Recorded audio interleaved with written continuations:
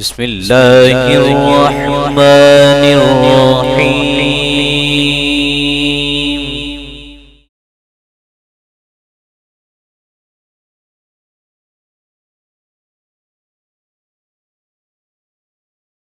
کرتے ہو جو اعمال تم نے کیے ہیں ان کا کوئی بدلہ ہونا چاہیے یا نہیں ہونا چاہیے؟ اپنے آپ سے پوچھو، یا کہ دنیا میں انسان سب کچھ کرے اور شتر بے مہار رہے، اسے کوئی پوچھنے والا نہ ہو؟ کیا ایسا ہو سکتا ہے؟ یہ پوری دنیا کو جو نظام چل رہا ہے یہ تو کرنے اور بدلے کے نظام پر چل رہا ہے۔ کچھ کرو گے تو اس کے بدلے میں کچھ ملے گا، اچھا کرو گے اچھا بدلہ ملے گا، برا کرو گے برا بدلہ ملے گا۔ یہی بات آگے بڑھتی، یعنی ہو نہیں سکتا کہ ایک آدمی کوئی عمل کرے اور اس کا رد عمل نہ آئے۔ ہر ایکشن کا ری ایکشن آتا ہے، اس دنیا میں بھی اور آخرت میں بھی آئے گا۔ اس لیے یہ بات کہی گئی ہے سورہ القیامہ میں، پوری سورت اس موضوع پر ہے۔ اس میں کہا لا اقسم بیوم القیامہ، نہیں میں قسم کھاتا ہوں، یعنی تمہارا یہ خیال کہ قیامت نہیں آئے گی اور تمہیں جواب دہی نہیں کرنی پڑے گی، یہ بات غلط ہے۔ میں گواہی دیتا ہوں، میں قسم کھاتا ہوں قیامت کے دن کی، میں اس دن کو گواہ ٹھہراتا ہوں اور ٹھہرا کر یہ پوچھتا ہوں تم سے لا اقسم بالنفس اللوامہ، نہیں میں قسم کھاتا ہوں نفس لوامہ کی، یعنی اس قوت کی جس کا نام ضمیر ہے، جو تمہارے اندر تھرمامیٹر کے طور پر لگا ہوا ہے۔ کیا تمہارا ضمیر یہ مانتا نہیں کہ ہر عمل کا رد عمل آئے گا؟ کیا تجربے نے یہ ثابت نہیں کیا دنیا میں کہ جو کچھ کوئی کرتا ہے اس کا رد عمل آتا ہے؟ اگر تم کسی کو گالی دو گے تو کس طرح تم نے تصور کر لیا کہ جواب میں گالی نہیں آئے گی؟ تم کسی کو پتھر مارو گے تو کس طرح تم نے سمجھ لیا کہ جواب میں پتھر نہیں آئے گا؟ کس طرح تم نے یہ سمجھ لیا؟ تمہارا ضمیر کہتا ہے کہ اس کا بدلہ آئے گا۔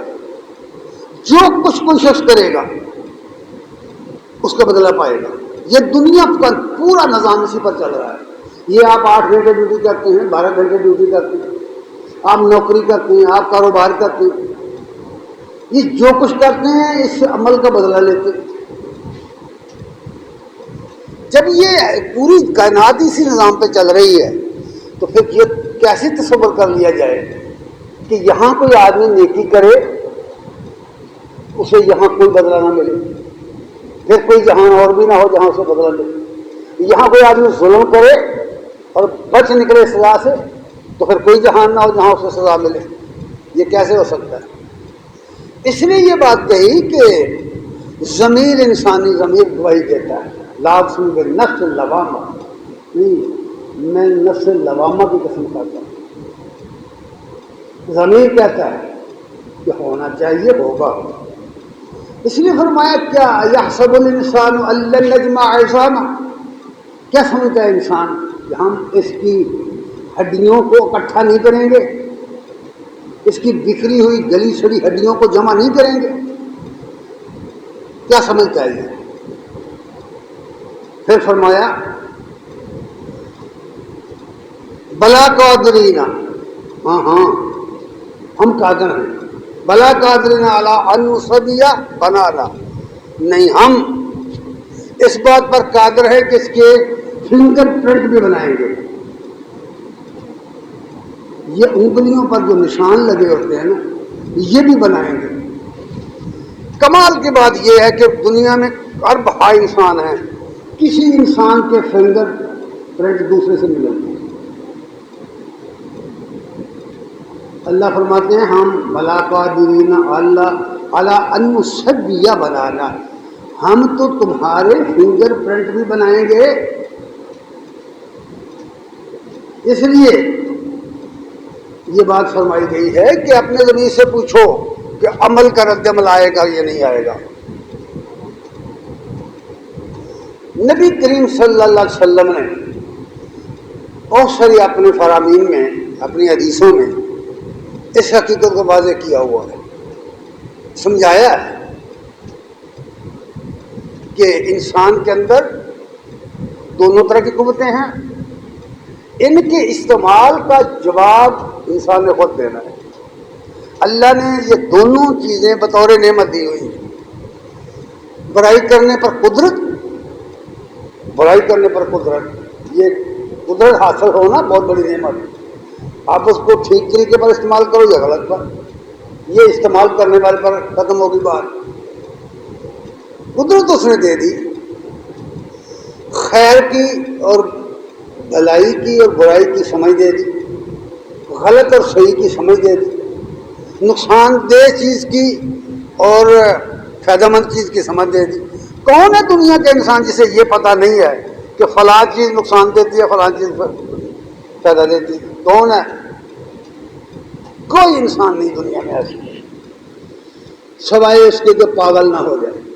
ہاں، اگر وہ پاگل ہے تو پھر الگ بات ہے۔ اگر وہ پاگل ہے، دماغی توازن اس کا خراب ہے، تو اس سے تو پوچھنا ہی نہیں کسی نے، وہ محاسبے سے نکل گئے۔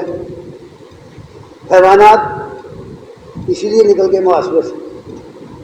کوئی حیوان، کبھی کوئی سانپ بچ لے کسی آدمی کو تو کیا آپ نے دیکھا کہ اس کے خلاف پرچہ دے دیں آپ جا کے تھانے میں؟ ایسا تو نہیں ہوتا۔ کیوں؟ کہ وہ مکلف ہی نہیں بھائی تمہارے قانون کا، بڑا کریں گے آپ تو اس کو مار ڈالیں، پکڑا گیا۔ اگر وہ بھاگ گیا تو آپ پکڑ بھی نہیں سکتے۔ یہ اب آج جو سمجھائی گئی ہے، ذرا انسان کے اندر اندر اتر کر بتائی گئی ہے یہ بات۔ اندر اپنے اترو، اپنے من میں اترو، اپنے من میں ڈوب کر پا جا سراغ زندگی۔ یار میرا نہیں مانتا نا بن، اپنا تو بن، یہی کیا ہے نا کہ بات، اپنے اندر اترو۔ پھر آپ صلی اللہ علیہ وسلم نے سمجھایا۔ نواس بن سمان رضی اللہ تعالیٰ عنہ کو کہتے ہیں کہ ایک شخص نبی صلی اللہ علیہ وسلم کی خدمت میں حاضر ہوگا، اس نے نیکی اور بدی کی حقیقت کے متعلق سوال کیا۔ نیکی کیا ہے؟ بدی کیا ہے؟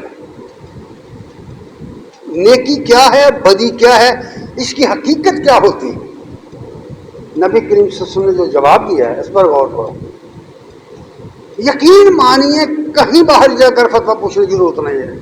مسئلے لوگوں سے مت پوچھو، مولویوں سے مسئلے نہ پوچھو، اپنے من سے پوچھو۔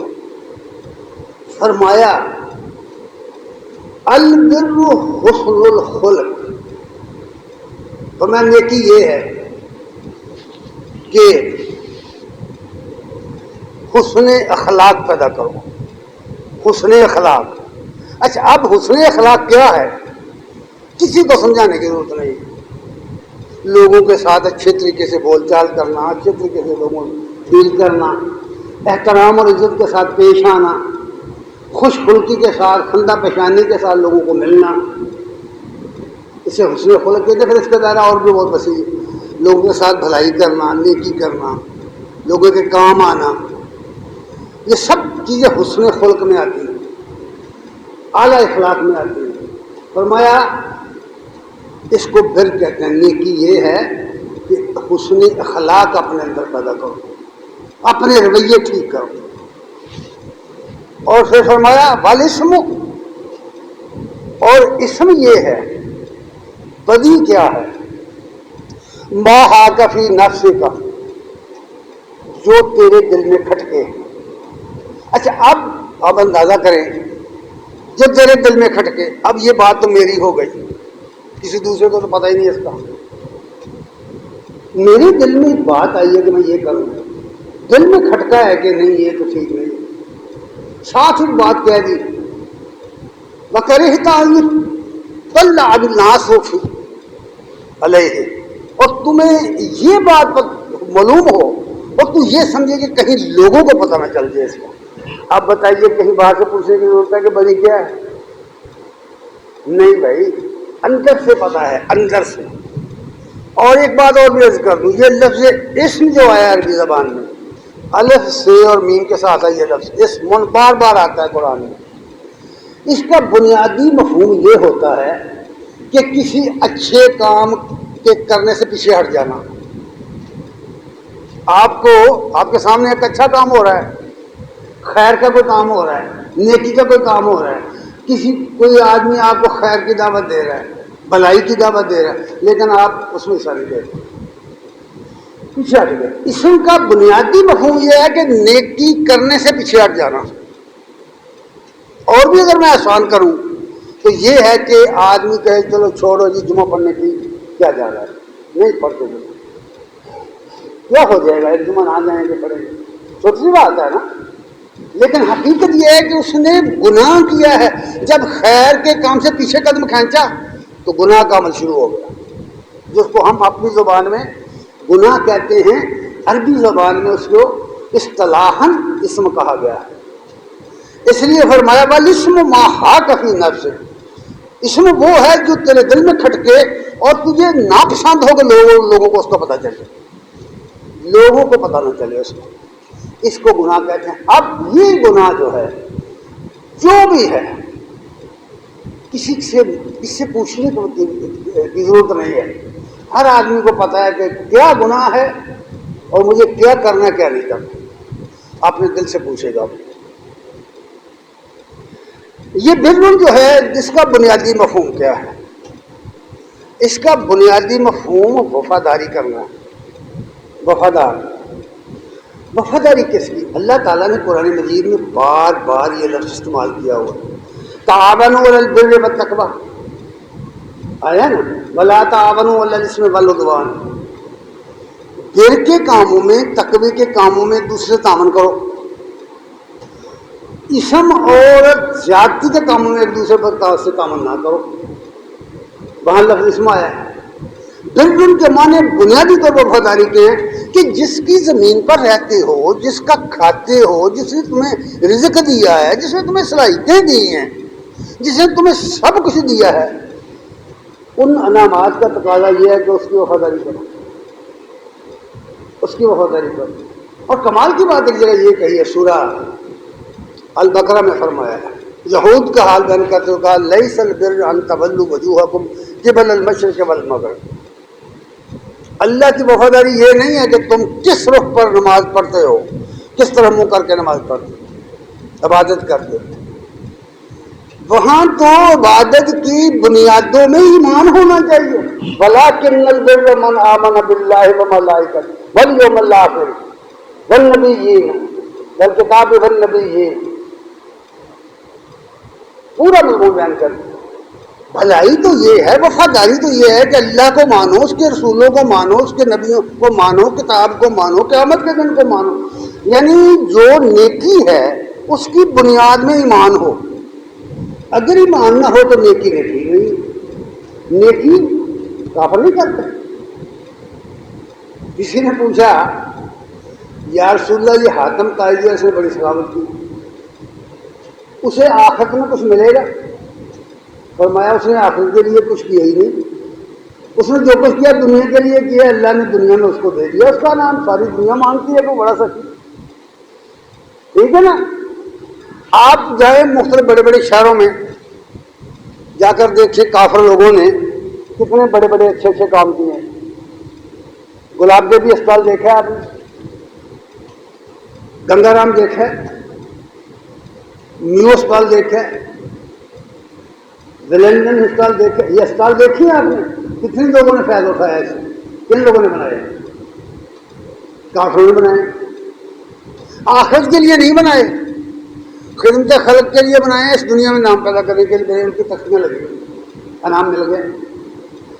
جس نیکی کے بنیاد میں ایمان نہیں ہے اس کا بدلہ آخرت میں نہیں ہے, اس دنیا میں. اللہ دنیا میں اس کا بدلہ دے دیتا.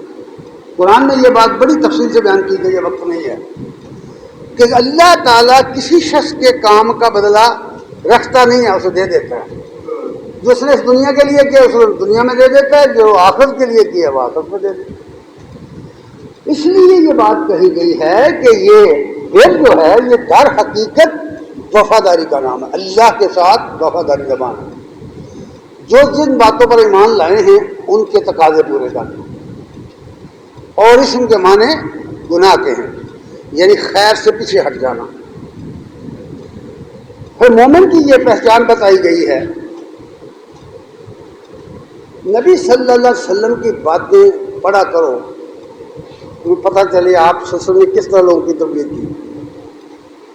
ابھی امامہ رضی اللہ تعالیٰ عنہ بیان کرتے ہیں کہ ان رجلا سأل رسول اللہ صلی اللہ علیہ وسلم، ایک آدمی نے رسول اللہ صلی اللہ علیہ وسلم سے سوال کیا. پوچھا اس نے کہ مل ایمان، یا رسول اللہ ایمان کیا ہے؟ ہم نے کبھی یہ سوال نہیں کیا ایک دوسرے سے، ہم نے کبھی یہ نہیں پوچھا ایمان کیا ہے. اور بے شمار مسئلے ہمیں پوچھتے رہتے ہیں ایک دوسرے سے، ایمان کے بارے میں ہم نے کبھی نہیں پوچھا یہ کیا ہے. شاید ہمیں اس کی ضرورت ہی نہیں محسوس ہوتی. ہم نے سمجھ لیا کہ ہم بہت بڑے مومن. مل ایمان ہو، ایمان کیا ہے؟ نبی کریم صلی اللہ علیہ وسلم نے اس لفظ کے لغوی معنی نہیں بتائے اس کو، یہ شرح کر کے نہیں بتائی ایمان کی جس طرح لغتوں کی کتابوں میں لکھا ہوتا ہے، اس طرح نہیں بتایا. عمل بتایا، عمل یعنی جس سے ایمان ظاہر ہو وہ بتایا، عمل بتایا. فرمایا اذا سرت کا حسناتوں کا، جب تجھے نیکی کر کے سرور آئے، نیکی کر کے سرور آئے، مزہ آئے. وساعت کا، سیئاتوں کا، برائی کر کے تجھے ندامت پیدا ہو جائے، شرمندگی محسوس کرے تو فانتا مومن، پھر تو مومن. بھئی اب بتائیے، کہیں سے پوچھنے کی ضرورت ہے؟ کسی مولوی سے، کسی مفتی سے پوچھنے کی ضرورت ہے؟ کریں نا آپ.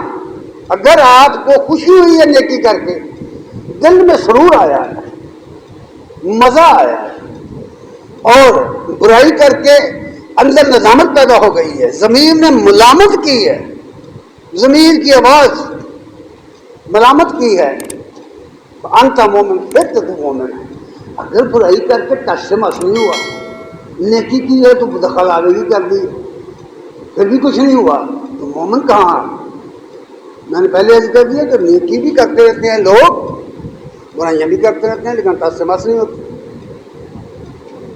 قال یا رسول اللہ، اس نے کہا، اس شخص نے کہا یا رسول اللہ، فمال اسم، گناہ کیا ہے؟ آپ نے معنی نہیں بتایا اس کے، آپ نے کام بتایا. فرمایا قال اذا حاک فی نفسک شیء، جو چیز تیرے دل میں کھٹکے، فدا ہو، اس کو چھوڑ دے. کیوں بھائی؟ باہر جانے کی ضرورت ہے؟ کسی مولوی سے پوچھنے کی ضرورت ہے؟ کسی علامہ صاحب سے پوچھنے کی ضرورت ہے؟ کسی مفتی سے پوچھنے کی ضرورت ہے؟ نبی صلی اللہ علیہ وسلم نے فرمایا جو چیز تیرے دل میں کھٹکے، کام کرتے وقت، کوئی عمل کرتے وقت، کوئی سوچتے وقت،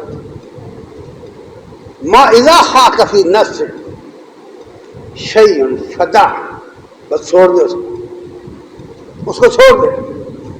اگر کوئی شخص اس طرح اپنے آپ کی جائزہ لے، اپنے آپ کا، تو یقین مانیے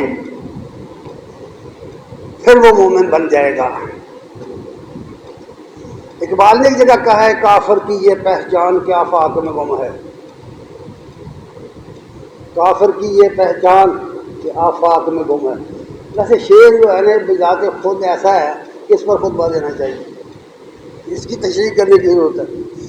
آفاق جو ہے نا، یہ آفاق دنیا، پوری دنیا ہے، اس کے دائیں بائیں تمہاری ارد گرد پھیلی ہوئی دنیا، اور اس میں بے شمار مفادات ہیں انسانوں. آفاق میں گم ہے، یعنی دنیا میں گم ہے. سادے لفظوں میں بھی ہم آسانی سے کر لیتے ہیں ترجمہ. اگر کافر ہے تو دنیا میں مگن ہے، دنیا میں مگن ہے. قرآن میں بھی یہ ہے، سورہ الکہف کے آخر میں رکوع میں پڑھو، قل هل ننبئکم بالاخسرین اعمالا، کہہ دو نبی کیا میں تمہیں سب سے خسارہ، زیادہ خسارہ دینے والے، پانے والے شخص کا حال بتا دوں؟ یہ وہ شخص ہے جس کی ساری دوڑ دھوپ دنیا ہی کے لیے رہ گئی. جو کچھ اس نے کیا دنیا کے لیے کیا، اور پھر خالیات اس دنیا سے چلا گیا. کل قیامت کے دن اس کو کچھ بھی نہیں ملے گا. اس لیے فرمایا کافر ہے تو کافر کی یہ پہچان کہ آفاق میں گم ہے، مومن کی یہ پہچان کہ ہے گم اس میں آفاق. انسان جو مومن ہے وہ دنیا کے پیچھے نہیں چلتا، دنیا اس کے پیچھے چلتی. دنیا اس کے پیچھے بے شمار اس کی مثالیں ہیں تاریخ میں، بے شمار، لیکن مثالوں کا نہیں بنا. پھر نبی صلی اللہ علیہ وسلم نے ایک اور طریقے سے بھی سمجھائی یہ بات کہ یہ ضمیر جو ہے انسان کے اندر، یہ خواہش نفس کے ساتھ کس طرح ٹکرا جاتا ہے، یہ بات بھی سمجھائی ہے. یہ دراصل باتیں من کی باتیں ہیں بھائی، سمجھنے کی کوشش کرنا ہے. ابو مسعود رضی اللہ تعالیٰ عنہ بیان کرتے ہیں قال قال النبی صلی اللہ علیہ وسلم ان مما ادرک الناس من کلام النبوۃ الاولی. آپ سے نے فرمایا کہ پہلے جو انبیاء گزرے ہیں ان سے خیر کی باتیں بہت ساری دنیا میں پھیلی ہیں، آئی ہیں، اور ان میں سے ایک یہ ہے کہ اذا ما تصحی حسنا ما شئت. اور اس تعلیمات میں، انبیاء کی تعلیم میں یہ بات ہے کہ اگر بندے کے اندر سے حیا نکل جائے، حسنا ما شئت کرتا پھر جو چاہے. اگر کوئی شخص ٹھیٹ ہو جائے، اگر کوئی شخص شرمندہ نہ ہو، جھوٹ بولے، بدی کرے، وعدہ خلافی کرے، ظلم کرے، زیادتی کرے، جتنی برائیاں ہیں کرے، اور اس پر ذرا بھی اس کو ندامت نہ ہو، تو وہ آدمی اس کے اندر سے حیا نکل گیا. اچھا یہ بات ایک اور کر دوں، حیا اور حیات دو لفظ ہیں نا، حیا اور حیات، سمجھنے کے لیے ہے بھائی. اگر آدمی زندہ ہو، زندہ آدمی، تو اس سے کوئی برائی ہو جائے تو اسے ندامت ہوگی نا، شرمندہ ہوگا نا.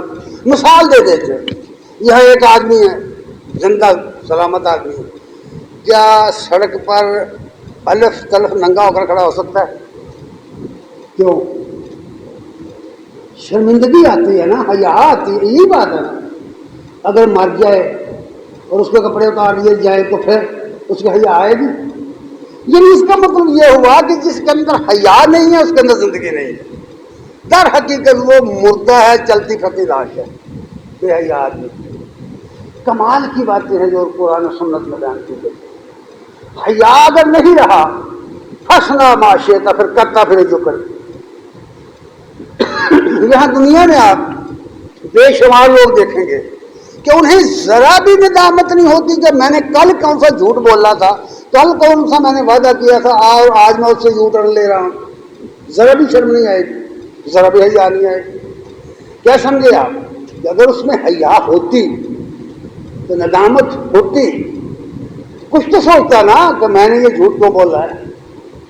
ایسے لوگوں کو توبہ نصیب نہیں ہوتی، ایسے لوگوں کو توبہ نصیب نہیں ہوتی، یاد رکھیے. اس لیے یہ بات فرمائی گئی.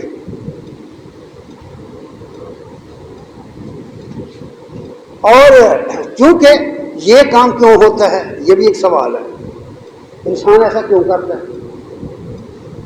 یہ انسان کے اوپر گفتگو کر رہا ہوں میں، ضمیر پر. ضمیر زندہ ہو تو پھر کیا ہوتا ہے، ضمیر مردہ ہو جائے تو پھر کیا ہوتا ہے. کیوں کرتا ہے انسان ایسے؟ جو لوگ ایسا کرتے ہیں ان کا ضمیر مردہ ہو جاتا ہے، خواہشات کے غلام بن جاتے ہیں. قرآن مجید میں اللہ تعالیٰ نے فرمایا ایک جگہ، کیا تم نے وہ شخص نہیں دیکھا جس نے اپنی خواہش نفس کو اپنا خدا بنایا ہوا ہے. خدا کے آگے جھکتا ہے نا انسان. اگر خواہش نفس کے آگے جھکے گا، اس نے کس کو خدا بنا لیا؟ خواہش نفس. اور جنت کس کے لیے رکھی اللہ نے؟ ان کے لیے جنہوں نے اپنی خواہشات پر کنٹرول کیا ہے. وَنَهَى النَّفْسَ عَنِ الْهَوَىٰ فَهِيَ الْجَنَّةُ مَأْوَىٰ. جن لوگوں نے اپنی خواہشات کو روک لیا ان کے لیے جنت المأویٰ ہے، وہ جنت میں جائیں گے. یہ بات ہے جو سمجھائی گئی. یہاں آیا کہ گویا ضمیر کے درمیان اور خواہش کے درمیان جنگ ہو گئی. اگر آدمی اس حقیقت سے واقف ہو، اپنے من کی بات سے واقف ہو، اپنے دل سے واقف ہو، اپنی خواہشات کو پہچانتا ہو اور اسے پتا ہو کہ میں اس کو کنٹرول کس طرح کرنا ہے، تو اس کی جنگ ہو جائے گی. اس کے اندر میں مجاہدے شروع ہو جائے گا. اس کی عقل اور اس کا علم اور اس کا دین، اس کا ایمان تقاضا کرے گا کہ میں نے خواہش کے پیچھے نہیں چلنا. اگر اس کی عقل بھی مردہ اور اگر اس کا ایمان بھی مردہ تو وہ خواہش نفس کے پیچھے چلے گا. اللہ تبارک تعالیٰ نے جو دین شریعت بھیجا ہے ہمارے لیے، جو نظام بھیجا ہے، جس کو نبی صلی اللہ علیہ وسلم نے ہمارے سامنے باقاعدہ اس کی صورت گری کی ہے، اس کو مشکل کر کے پیش کیا ہے، اس سلسلے میں ایک حدیث میں آپ کو عرض کر دیتا ہوں. اس حدیث میں کمال کی باتیں کہی گئی ہیں، ذرا سنو، غور کرو. عمر بن عنبسہ رضی اللہ تعالیٰ عنہ کو بیان کرتے ہیں، کہتے ہیں قال اتیت رسول اللہ صلی اللہ علیہ وسلم، میں ایک دفعہ نبی کریم صلی اللہ علیہ وسلم کی خدمت میں حاضر ہوا. کیسے خوش نصیب تھے وہ لوگ. خدمت میں حاضر ہوا، فقلت یا رسول اللہ، میں نے کیا یا رسول اللہ، من معک علی ھذا الامر. یا رسول اللہ، جب آپ نے یہ دعوت دین کا کام شروع کیا تھا، غور سے سننے یہ بات، جب یہ دعوت دین کا کام آپ نے لوگوں کو نبوت کی دعوت دی تھی، جب یہ آپ نے کام شروع کیا تھا اللہ کی توحید کے بیان کرنے کا، دین کی دعوت کا، جاگ جاؤ بھائی، نیند آتی ہے تو جاؤ منہ دھو کے آؤ ورنہ کچھ پلے نہیں پڑے گا. یہ باتیں بہت قیمتی ہیں، بہت قیمتی باتیں ہیں. فرمایا یا رسول اللہ، جب آپ نے یہ کام شروع کیا تھا اس وقت آپ کے ساتھ کون تھا؟ وہ کہتے ہیں میں نے پوچھا کہ جب آپ نے لوگوں کو دعوت دی تھی کون تھا آپ کے ساتھ؟ قال حر و عبد. آپ نے فرمایا صرف ایک آزاد آدمی تھا اور ایک غلام تھا. اسٹارٹ کہاں سے ہوا کام؟ 3 آدمیوں سے. یہ گھر والوں بچوں کا نام نہیں لیا، بیوی کا نام بھی نہیں لیا. ابو بکر اور زید بن حارثہ 2 آدمی تھے، ایک آزاد اور ایک غلام، صرف 2 افراد تھے جب میں نے شروع کیا تھا. اور ہم کیا کرتے ہیں؟ ہم سوچتے رہتے ہیں کہ اتنے پیسے آ جائیں، اتنا بندے آ جائیں، اتنا کام ہو جائے، اتنا یہ ہو جائے، پھر ہم فلاں کام شروع کریں گے. کرتے ہیں یا نہیں کرتے؟ پھر خاص کر دین کا کام تو ہم کرتے ہی نہیں سرے سے، بالکل ہی نہیں. یہ ہماری ترجیح میں ہے ہی نہیں، یہ تو ہماری ترجیح میں ہے ہی نہیں. یہ جو جمعہ نمازیں وغیرہ ہے تو یہ ہمیں شاید عادت پڑی ہوئی ہے پڑھنے کی، سوچ سمجھ کر ہم نہیں کرتے یہ بات. پھر اس نے سوال کیا کہ 2 آدمی، جب آپ نے یہ کام شروع کیا تھا تو پھر دوسرا سوال اس نے کہا کل تو مل اسلام. میں نے پوچھا اسلام کیا ہے؟ اسلام کیا ہے؟ آپ نے اس کے معنی نہیں بتائے. ویسے تو یہی کافی تھا نا کہ بھئی اسلام فرمانبرداری کا نام، کافی ہے نا یہ کہہ دینا. لفظ اسلام کے معنی فرمانبرداری کرنا، لیکن آپ نے یہ نہیں بتایا. آپ نے اس کا اثر بتایا. اسلام جہاں ہوتا کیا ہے؟ جس بندے کے اندر اسلام ہو، جو مسلم ہو، وہ ہوتا کیسا ہے یہ بتایا آپ نے. آپ نے فرمایا، جب پوچھا نا مل اسلام، تو آپ نے اس کی پہلا جواب یہ دیا طیب الکلام. مسلمان وہ ہے جو پاکیزہ کلام ہو، جس کی بات چیت صاف ستھری ہو، جس کی گفتگو سلجھی ہوئی ہو، جو لوگوں سے اچھی اچھی باتیں کرے، جو لوگوں سے حسن اخلاق کے ساتھ پیش آئے۔ طیب الکلام بہت وسیع جملہ ہے۔ یہ ایک بات کہ اگر کسی شخص کے اندر یہ خوبی ہے تو اس کو اسلام کا اثر ہے، یہ مسلم ہے۔ دوسری کیا بات ہے؟ اطعام الطعام، کھانا کھلانا۔ اچھا یہ بڑا وسیع میدان ہے، بچوں کو کھانا کھلانا، بیوی کو کھانا کھلانا، رشتہ داروں کو کھانا کھلانا، دوستوں کو کھانا کھلانا، مسافروں کو کھانا کھلانا، بے بغان کو کھانا کھلانا، یتیموں کو کھانا کھلانا، جتنے حاجت مند ندار ہیں معاشرے کے اندر ان کو کھانا کھلانا، بھوکوں کو کھانا کھلانا، کتنا وسیع ہے یہ میدان۔ جو شخص یہ کام کرتا نظر آئے وہ مسلمان ہے۔ یہ نہیں ماں نے نہیں بتایا اسلام کیا ہے، کام بتایا کہ یہ کام اگر تمہیں کرتے نظر آئے لوگ تو پھر مسلمان ہے۔ کیا ہم لوگ کرتے ہیں؟ ہمارا ضمیر کیا کہتا ہے، کیا خیال ہے؟ اپنے آپ سے کیوں نہیں پوچھتے؟ اس لیے دو باتیں فرمائی۔ اول یہ طیب الکلام، دوسرا یہ طعام و طعام، یہ دو کام اور بھی ہے بات تھی باقی یہ، لیکن اس حدیث میں صحابی کو یہی بات بتائی۔ رسول اللہ صلی اللہ علیہ وسلم کی شان یہ تھی کہ جیسا شخص ہوتا تھا ویسا جواب، سمجھے نا؟ جتنا کوئی برداشت کرے، جتنی کوئی بات سمجھ سکے اتنی بتا دو اس کو۔ اس نے پھر سوال کی، وہ کہتے ہیں کل تو میں نے کہا مال ایمان، ایمان کیا ہے؟ اگر ہم سے کوئی پوچھے تو ہم اس کی لمبی چوڑی شرح کرنا شروع کر دیں گے، ایمان یہ ہے، یہ ہے، یہ ہے، یہ ہے۔ ایسا ہی ہے نا، مانے بتائیں گے۔ آپ نے کام بتا دیا کہ جس کے اندر یہ وصف ہو وہ مومن ہے۔ کیا فرمایا؟ قال صبر، صبر ہے، صبر ایمان کی علامت ہے۔ جو آدمی بے صبرا ہے وہ مومن نہیں ہے۔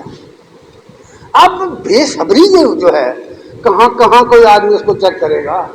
زندگی کے مختلف موڑوں پر، زندگی کے مختلف اقدام پر، مختلف موقعوں پر اس چیز کو آزما کے دیکھو ذرا۔ بے صبری کی وجہ سے آدمی گناہ کرتا ہے، بے صبری کی وجہ سے آدمی حرام کھاتا ہے، بے صبری کی وجہ سے آدمی دوسروں کا حق مارتا ہے، بے صبری کی وجہ سے آدمی لڑائی کرتا ہے، بے صبری کی وجہ سے آدمی کسی کی توہین کرتا ہے، بے صبری کی وجہ سے بہت سارے دیگر۔ اس لیے یہ کام بتا دیا کہ مومن کا کام مخالف چیز کو دیکھ کے صبر کرنا ہے، تکلیف دینے والی چیز کو دیکھ کے صبر کرنا ہے، جو نفس کے خلاف ہے اس کے مقابلے میں صبر کرنا ہے۔ صبر فرمایا، صبر۔ اچھا اب دوسرے پھر جب یہ سوال کیا تھا ایمان کیا ہے، جس کی دو باتیں، ایک تو فرمایا صبر، صبر کے معنی ہوتے ہیں اپنے آپ کو روک کے رکھنا، اپنے نفس کے کہنا نہیں ماننا، خواہش نفس کے پیچھے نہیں چلنا، شریعت کے پیچھے چلنا ہے، اللہ رسول کے احکام کے پیچھے چلنا ہے۔ اور دوسری بات کیا بتائی؟ بس سماحت ہو۔ دوسری بات یہ ہے ایمان کیا ہے، جواب کیا آیا؟ بس صبر و سماحت یعنی سخی ہونا۔ جو کنجوس ہے، جو بخیل ہے، وہ سخی کو مومن نہیں ہے۔ یاد رکھیے، بخیل از بود زاہد بحر بر، بہشتی نہ باشد بحکم خبر۔ سعدی رحمہ اللہ فرماتے ہیں کہ کوئی بخیل آدمی سمندروں اور خشکیوں سے بڑھ کر کے بھی عبادت کرے، عذر فرمانے پیغمبر جنت میں نہیں جائے گا۔ بخیل از بود زاہد بحر بر، بہشتی نہ باشد بحکم خبر۔ مومن کا یہ کام نہیں ہے کہ وہ زہر پرست ہو، مومن کا یہ کام نہیں ہے کہ وہ پیسہ دولت پرست ہو، مومن کا یہ کام نہیں ہے۔ اس کو اللہ نے دولت اپنے دین پر لگانے کے لیے دی ہوئی ہے، دین کا کام کرو۔ اس لیے دو باتیں بیان کی، کام بتائے ہیں، معنی نہیں بتائے۔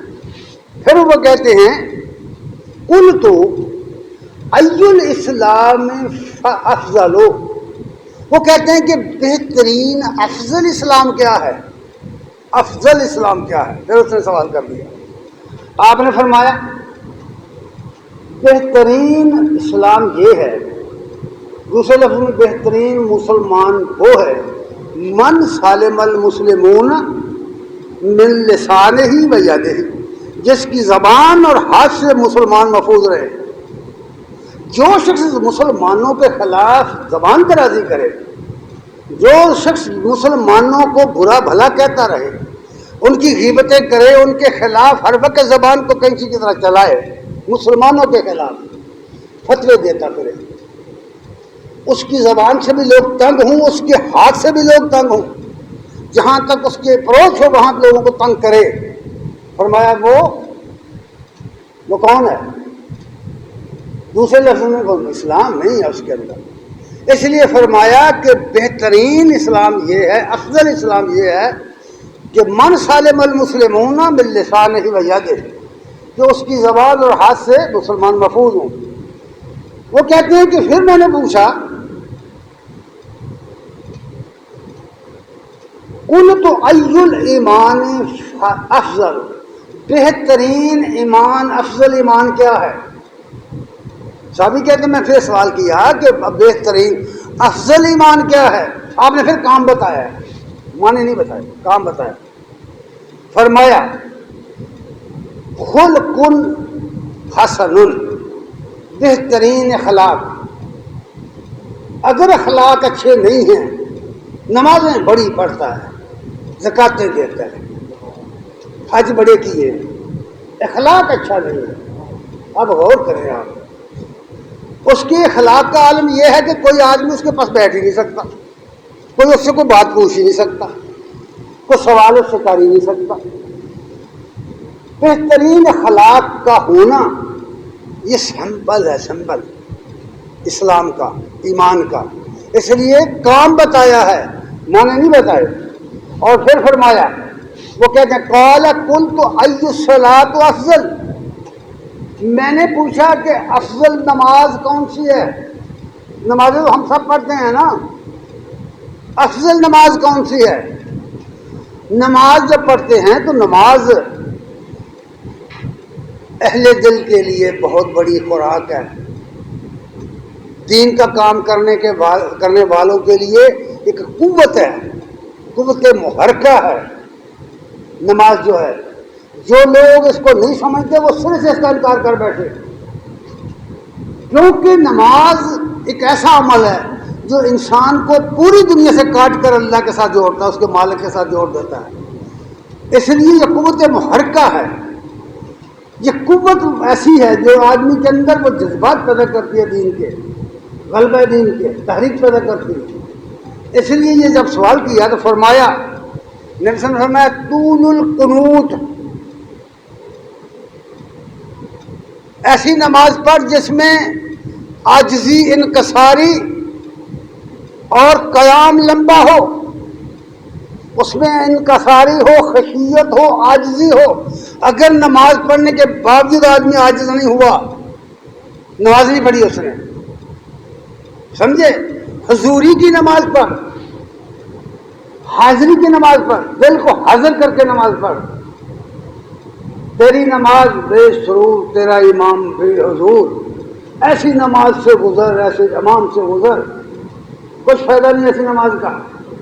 اور یہی وجہ ہے کہ لوگ نمازیں پڑھتے ہیں نا، لیکن اس کے جو فوائد بیان ہوئے، الصلاۃ تنہی عن الفحشاء والمنکر، وہ ظاہر نہیں ہوئے۔ نماز بے حیائی اور برائی کے کاموں سے روکتی ہے، وہ نہیں ہے سامنے، اس لیے کہ پڑھی ہی نہیں، اس کی گہرائی میں اترے ہی نہیں۔ اللہ کا وعدہ یہ قد افلح المؤمنون، وہ مومن فلاح پا گئے جنہوں نے اپنی نماز کے اندر خشیت اختیار کی، خشوع خضوع اختیار کیا، خاکسار بن گئے، خاکساری اختیار کی۔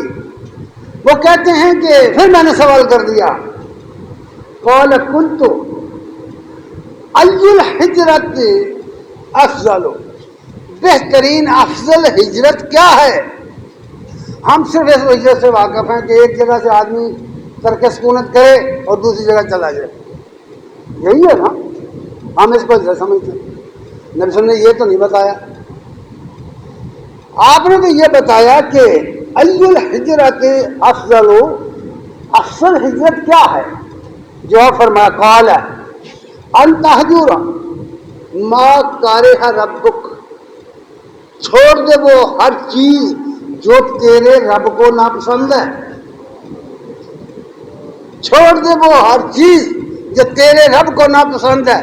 اچھا اپنا مفتی آپ ہی بن جا، تلاش کر تیرے رب کو کیا کیا ناپسند ہے۔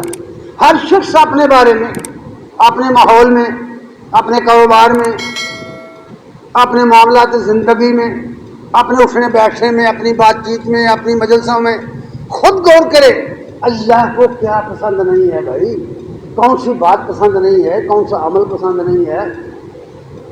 اس لیے فرمایا کہ یہ کہ تو چھوڑ دے ہر اس چیز کو جو تیرے رب کو ناپسند ہے۔ قال قلت، وہ کہتے ہیں میں نے اور سوال کر دیا۔ کہاں ہیں وہ لوگ جو دین سمجھنے کے لیے سوال کرتے تھے، دین سمجھنے کے لیے؟ وہ کہتے ہیں میں نے پھر سوال کیا، فَأَيُّ الْجِهَادُ أَفْضَلُ، بہترین افضل جہاد کیا ہے، افضل جہاد کیا ہے؟ قَالَ مَنْ أُكْرَهَ جَوَادُهُ وَأُحْرِقَ دَمُهُ۔ کمال کرتے فرمایا دین کے غلبے کے لیے، دین کو دنیا میں عام کرنے کے لیے، دین کی اشاعت کے لیے تیری سواری تھک جائے، تھک کے مر جائے اور تیرا خون پسینہ بہہ جائے، یہ ہے جہاد۔ تمہیں لگی ہے؟ قرآن میں بھی یہی ہے، کہا ہے نبی ان سے کہہ دو آؤ میں تمہیں بتاؤں ایک ایسی تجارت، هل ادلکم علی تجارت تنجیکم من عذاب الیم، کہ میں تمہیں ایک ایسی تجارت بتا دوں تمہیں عذاب علیم سے بچائے۔ تؤمنون باللہ ورسولہ وتجاہدون فی سبیل اللہ باموالکم وانفسکم، اللہ پر ایمان لاؤ، اس کے رسول پر ایمان لاؤ۔ کن کو کہا گیا؟ یا ایھا الذین، ایمان والو تم ایمان لاؤ، ایمان والو تم ایمان لاؤ۔ کبھی یہ آیات پڑھی ہیں تم نے؟ ایمان والوں سے کہا جا رہا ہے یا ایھا الذین آمنوا آمنوا باللہ ورسولہ والکتاب الذی نزل علی رسولہ، ایمان والو اللہ اس کے رسول پر، اس کتاب پر ایمان لاؤ جو اس نے اپنے رسول پر اتاری ہے۔ مجھے اور آپ سے کہا جا رہا ہے، اس کا مطلب یہ ہے کہ ہم وہ مومن نہیں ہیں جو اللہ کو مطلوب ہے۔ یہاں صاف کہہ دیا کہ تیرا کام اللہ کے دین کے غلبے کے لیے اس قدر ہو کہ تیری سواری مر جائے، تیرا گھوڑا مر جائے اور تیرا خون بہہ جائے۔ گویا سب سے قیمتی جو چیز ہے وہ اپنی لگا اللہ کی راہ میں، اس کے دین کے غلبے کے لیے۔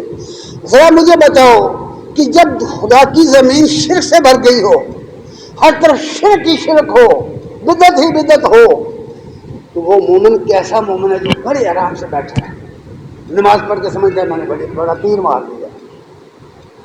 یہ نہیں ہے، دین سمجھو، دین کے لیے کچھ حرکت میں آنا پڑے گا۔ وہ کہتے ہیں کہ میں نے پھر سوال کر دیا، قال قلت ای الساعۃ افضل، یا رسول اللہ 24 گھنٹوں میں سب سے اچھی گھڑیاں کون سی ہیں؟ چلیے بھائی اب بات ختم کرتے ہیں، ٹائم ختم ہو رہا ہے۔ سب سے اچھے ٹائم، سب سے اچھے اوقات، سب سے اچھا وقت آپ بھی جانتے ہیں، میں بھی جانتا ہوں، ہم سب 24 گھنٹے گزارتے ہیں۔ کبھی غور کیا ہم نے کہ ہمارے 24 گھنٹے کیسے گزرتے ہیں اور ہم نے ان 24 گھنٹوں میں اس کے لیے کیا کیا ہے، اس ذات حق کے لیے جس نے ہمیں پیدا کیا، جس نے ہمیں رزق دیا، جس نے ہمیں صلاحیتیں دی ہیں۔ ہمارا ضمیر خود بول کر کہے گا کہ تم نے کچھ بھی نہیں کیا، نہ شکرے ہو تم لوگ، کہے گا۔ فرمایا جب میں نے یہ سوال کیا تو فرمایا قال، رسول اللہ صلی اللہ علیہ وسلم نے فرمایا قال جوف اللیل الآخر، بہترین گھڑیاں رات کا پچھلا پہر ہے۔ کبھی تو اٹھو، تنہائیوں میں اٹھو، اپنے رب کے حضور آؤ، عاجزی کرو، حضرات کرام کی قدر۔ پھر یہ بھی کہا ہے دوسرے حدیث میں ہے، عبداللہ بن عمر رضی اللہ تعالیٰ عنہ بیان کرتے ہیں کہ رسول اللہ صلی اللہ علیہ وسلم نے فرمایا، یہ ایسی باتیں ہیں، یہ ایسی علامتیں بیان کی گئی ہیں کہ اگر میں اپنے آپ کو اس آئینے میں دیکھوں، ان احادیث کے مبارکہ کے آئینے میں دیکھوں، تو میرے نفس کا علاج ہو سکتا ہے۔ اگر میں نہ دیکھوں میں کبھی ٹھیک نہیں ہو سکتا۔ لوگوں کے اندر کیڑے نکالنا، لوگوں کے اندر عیب بیان کرتے رہنا، چھوڑ یار لوگوں کو جد جاتے جانے دے، اپنی فکر کر۔ کہتے ہیں کہ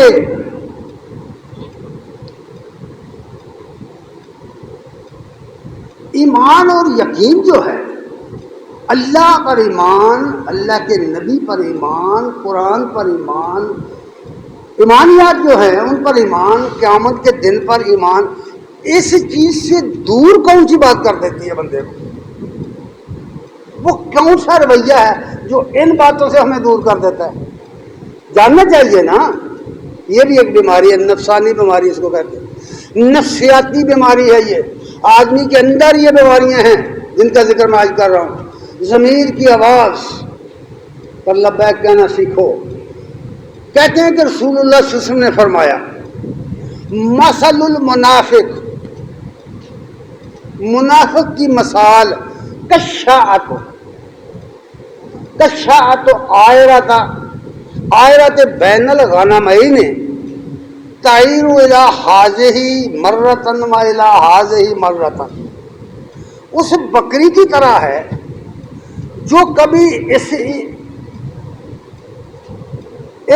ریوڑ سے نکل کر اس ریوڑ میں چلی جاتی ہے اور کبھی اس ریوڑ سے نکل کر اس ریوڑ میں چلی جاتی ہے۔ سمجھ آئی مثال کیا دی ہے؟ مثال یہ دی ہے کہ جو لوگ تشکیک کا شکار ہوتے ہیں، شک ہی نہیں نکلتا ان کا، اللہ کے بارے میں شک، نماز کے بارے میں شک، قرآن کے بارے میں شک، وحی الہی کے بارے میں شک، فرشتوں کے بارے میں شک، دین کے ایک ایک نقطے پر شکوک و شبہات کا شکار، ان کی بات کہی گئی ہے کہ وہ ایسے ہی ہے جیسے ایک ایسی بکری جو کبھی اس ریوڑ میں کبھی اس ریوڑ میں۔ نتیجہ یہ نکلتا ہے کہ بھیڑیا اس کو شکار کر لیتا ہے، نتیجہ یہ نکلتا ہے کہ بھیڑیا اس کو شکار کر لیتا ہے۔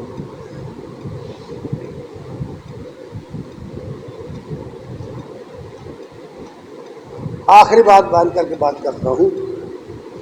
ابی ہریرہ رضی اللہ تعالیٰ عنہ کہتے ہیں کہ جاء ناس من اصحاب رسول اللہ صلی اللہ علیہ وسلم علی النبی، کہ رسول اللہ صلی اللہ علیہ وسلم کے اصحاب کچھ لوگ مل کر آپ کی خدمت میں آئے اور انہوں نے ذرا اپنے دل کی باتیں کہیں، اپنے دل کی بات۔ ہمارے دل میں بھی یہ باتیں آتی رہتی ہیں، خیال آتے ہیں۔ انہیں فسألوہ، انہوں نے کہا، انا وجدنا فی انفسنا ما یتعاظم احدنا ان یتکلم بہ، یا رسول اللہ ہمارے دلوں میں ایسے ایسے خیالات آتے ہیں کہ ہم ان کو دوسرے کے سامنے بیان نہیں کر سکتے۔ آپ یہاں جتنے بیٹھے ہیں نا، ان سب سے ایک ایک سے پوچھ لیں، ہم سب کو آتے ہیں، ہم سب کو بھی اس طرح کے خیال آتے ہیں، مجھے بھی آتے ہیں، آپ کو بھی آتے ہیں، سب لوگوں کو آتے ہیں۔ ایسے خیالات آتے ہیں کہ ہم اس کو دوسرے کے سامنے بیان ہی نہیں کر سکتے۔ یہی بات ہم نے پوچھی تھی کہ یا رسول اللہ کبھی ایسا بھی ہوتا ہے کہ ہمارے دلوں میں ایسے ایسے خیالات آتے ہیں کہ ہم اس کو لوگوں کے سامنے بیان نہیں کر پا سکتے۔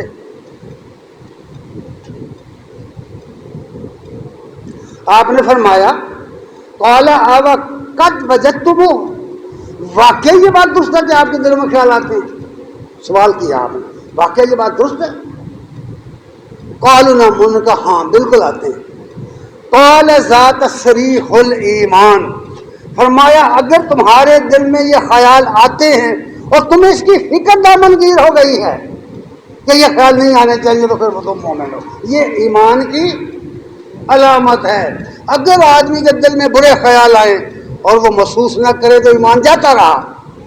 اگر اس کو ندامت ہو رہی ہے اور خیال کر رہا ہے کہ مجھے برے خیال کیوں آ رہے ہیں، اس کا تدارک کرنا چاہتا ہے، تو فرمائیے صریح الایمان، یہ ایمان کی صحیح علامت ہے، کیونکہ جہاں ایمان ہوگا وہ اپنا اثر دکھائے گا۔ اس لیے میرے بھائی، اب یہ دنیا کدھر چلے گئی ہے، کیوں چلے گئی ہے؟